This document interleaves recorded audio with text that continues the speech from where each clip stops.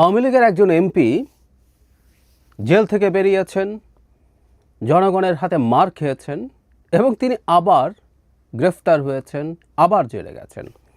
এই ভদ্রলোকের নাম হচ্ছে ডক্টর আব্দুল আজিজ। তিনি সিরাজগঞ্জ ৩ আসনের সাবেক সংসদ সদস্য। আমরা আওয়ামী লীগের সময়কার এসব সংসদ সদস্যকে তথাকথিত সংসদ সদস্যই বলবো। এরা নির্বাচিত ছিল না, এরা আদতে কেউ সংসদ সদস্য নন। যাই হোক, গতকাল একটা ভিডিও আমাদের সামনে বেরিয়ে পড়ে, তাকে জনগণ পেটাচ্ছে। আমি শুরুতেই এই প্রশ্নটা করে রাখবো যে আমরা কি আদতে শেষ পর্যন্ত আমাদের আদালত, আমাদের বিচার বিভাগ জনগণের চাপকে আমলে নিয়ে এমন কিছু করছে যাতে আওয়ামী লীগের এই সব লোকজনের বিচার প্রশ্নবিদ্ধ হয়ে পড়ে? আমি সেই আলামত দেখতে পাচ্ছি। আমরা একটু ঘটনাগুলো বিশ্লেষণ করি। গতকাল তিনি যখন বেরোলেন, তাকে যখন জনগণ পেটাচ্ছিল, আমি সেটা কোনোভাবে গ্রহণ করি না।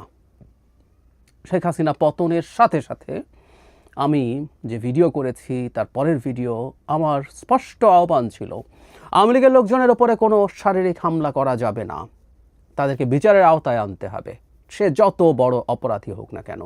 আমি তখন গালিগালাজ খেয়েছি, অনেকে সমালোচনা করেছেন আমি খুব বেশি ইউটোপিয়ান কথা বলছি কিনা, বাট আমি এটা বলেছি।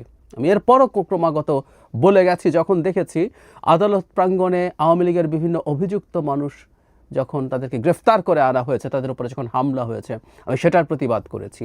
এমনকি শামসুদ্দিন মানিকের মতো বিভৎস ঘৃণিত মানুষের কাছে একজন ঘৃণিত মানুষ, তার উপরে যখন দফায় দফায় 2 দফায় হামলা হয়েছিল, আমি সেটার বিরুদ্ধে কথা বলেছি।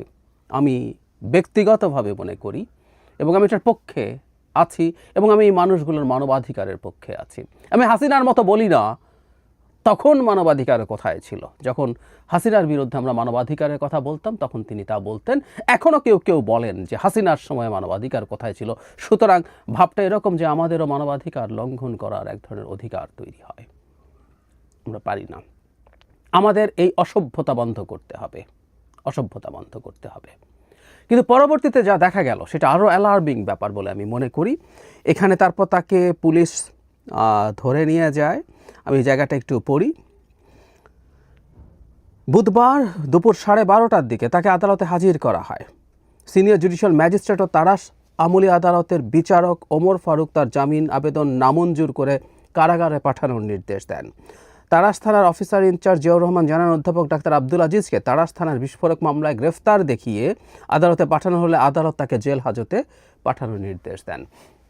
তাকে একটা মামলায় গ্রেফতার দেখিয়ে নিয়ে যাওয়া হয়েছে। এই যে গ্রেফতার দেখিয়ে নিয়ে যাওয়া, এগুলো আমরা আগে দেখতাম। বিএনপি যখন আন্দোলন করছে, জামায়াত যখন আন্দোলন করছে, তাদের নেতাকর্মীরা গ্রেফতার হওয়ার পর যখন উচ্চ আদালতের নির্দেশে জামিন পান, ইনি উচ্চ আদালতের নির্দেশে জামিন পেয়েছিলেন, বেরোনোর সাথে সাথে জেল গেট থেকেই ধরা হতো পরিকল্পিতভাবে এবং আরেকটা মামলায় তাকে গ্রেফতার দেখিয়ে দেওয়া হতো।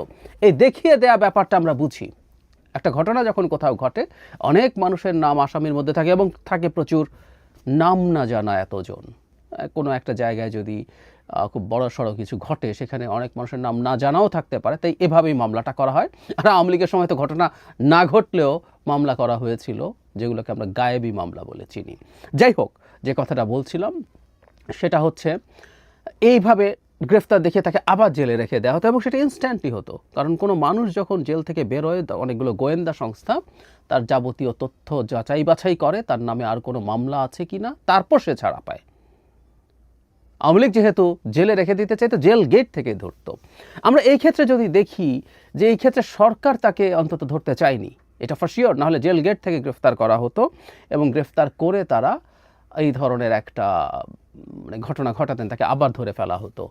এগুলো ভালো চর্চা আমি বলছি না, কিন্তু সরকার আগে তাকে গ্রেফতার করেনি, তাকে ছেড়ে দেয়া হয়, তিনি জনগণের পিটুনি খান, তারপর তাকে সেখান থেকে পুলিশ সরিয়ে নেয়, তারপর আবার তাকে মামলা দিয়ে জেলে পাঠানো হয়। তার মানে জনগণ তার জামিনটাকে সহজভাবে নিচ্ছে না এবং তাকে যেহেতু হামলা করেছে, এতটাই পরিস্থিতি খারাপ, তাই সেটা কম্পেনসেট করছে তাকে আবার আরেকটা মামলায় গ্রেফতার দেখিয়ে।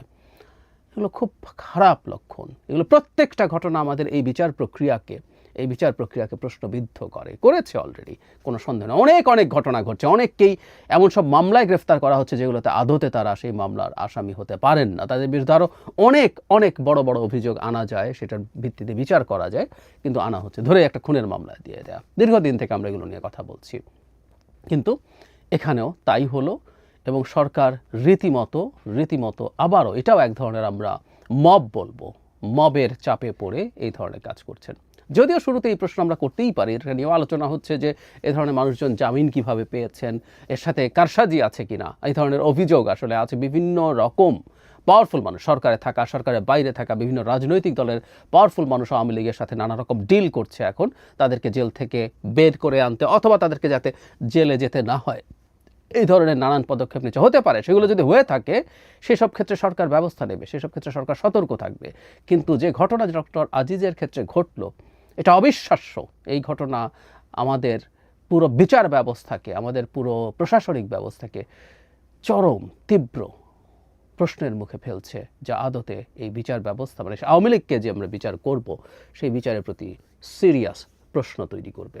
শেখ হাসিনা এবং তার টপ সাঙ্গপাঙ্গ তো আছে, যিনি কাগজে কলমে অন্তত এমপি, তিনিও খুব হেজিপেজি মানুষ নন। সেরকম মানুষের বিচারেও আমাদের ন্যূনতম একটা স্ট্যান্ডার্ড আসলে নিশ্চিত করা খুবই জরুরি। এটা শুধুমাত্র বিদেশিরা কি বলবে সেই জন্য না। শেখ হাসিনাকে আমরা খেদিয়েছি এই দেশ থেকে, কারণ তিনি ন্যায় বিচার, তিনি ইনসাফ নষ্ট করেছিলেন। আমরা এই রাষ্ট্রে ন্যায় বিচার প্রতিষ্ঠা করতে চাই, সেটা আওয়ামী লীগ, এমনকি সেটা শেখ হাসিনার জন্য। শেখ হাসিনা বাংলাদেশে আসলে তাকে হাতে পাওয়া গেলে তাকে পেটানো হবে, সেটা কোনোভাবেই চাই না। আমরা তাকে বিচার করব, বিচারে তার বহুবার অনেকেই বলেন ফাঁসি হতে পারে, হবে, কিন্তু তারপর তাকে বিচার করে সুনির্দিষ্ট আইনি প্রক্রিয়া শেষ করে, বিচার প্রক্রিয়া শেষ করেই আমরা সেই কাজটা করব। এরকম কোনো কিছু আমরা কোনোভাবেই গ্রহণ করব না।